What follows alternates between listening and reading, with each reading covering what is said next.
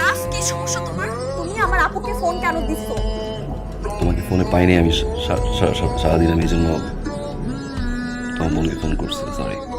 তার মানে কি তুমি এখন আমার আপুকে ফোন দিছো, তারপর আবার মাম্মিকে ফোন দিবা, তারপর আবার পাপাকে ফোন দিবা? হ্যাঁ, তোমার কাছে কি মনে হয় আমি আজকে অফিসে গেছিলাম আরাফ, আমার আর 8:30 তো অফিস ছিল। সিরিয়াসলি আরাফ, মানে তুমি তোমার এই স্টুপিড থিংকে তুমি স্টপ করবা না? আমাকে জাস্ট টাকা বানায় ফেলছো। তুমি এগুলো কি শুরু করছো? আমি তোমার এই পেন নিতে পারতেছি না আরাফ। একটা ছেলের সাথে তুমি মিশো, একটা ছেলের সাথে তুমি চলো, একটা ছেলে তোমাকে পিক করে ড্রপ দেয়, আর গাড়িতে উঠো, আর বাসায় যাও তুমি। তোমার এখানে আসার মতো কোনো সাধ্য নাই আরাফ। সো প্লিজ, আমাদের রিলেশনটা আমি আর চাই না কন্টিনিউ করতে, প্লিজ আরাফ।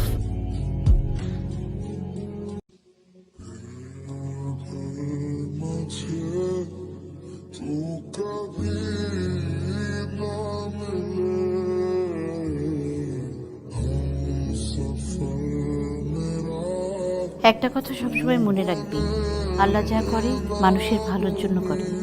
তোর সাথে যা হয়েছে তোর মঙ্গলের জন্য হয়েছে। তাছাড়া তুই তো ওকে ছেড়ে যাস নাই, ও তোকে ছেড়ে চলে গেছে। ও ঠিকই একদিন বুঝবে ও কি হারাইছে।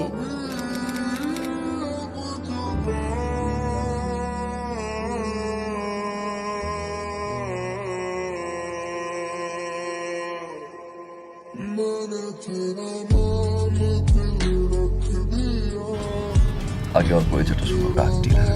তার ওয়াইফের বাহিরে 3টা girlfriend, Natalia, Australian, Neha, Indian, Shahnaz, Bangladeshi. 2টা বছর আমি ঠিকমতো ঘুমাইতে পারি নাই শাহনাজ, বসতে পারি নাই। সেই দিনটার জন্য অপেক্ষা করছিলাম। আরাফ, যে ছেলেকে তুমি বলছিল না কোনদিন তোমার অস্ট্রেলিয়া আসতে হবে না, আমি আর অস্ট্রেলিয়া তোমার চোখের সামনে দাঁড়িয়ে থাকবো, তুমি তাকায় তাকায় দেখবো ওই তোমার সাইকো।